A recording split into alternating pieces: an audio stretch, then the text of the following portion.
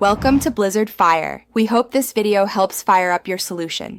In this video, I will show how to unlock Toyota Highlander Easy Guide. Start by confirming whether you have a key fob, smart key, or mechanical key, and locate the driver door lock. Try the key fob button first, then test the mechanical key in the hidden key slot if the fob fails.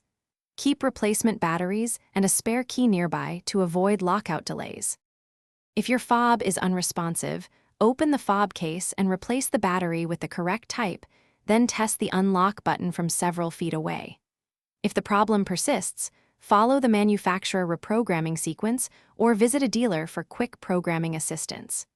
Meanwhile, use the physical key or the hidden key slot to get into the vehicle without waiting for service. If you are finding this video helpful, please subscribe and like to support more easy car tips.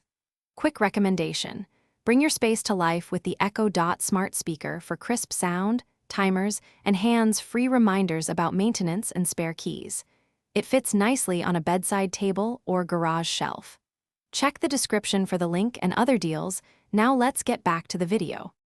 For smart key issues, approach the vehicle with the key on hand and hold it near the start button or door handle to trigger the sensor.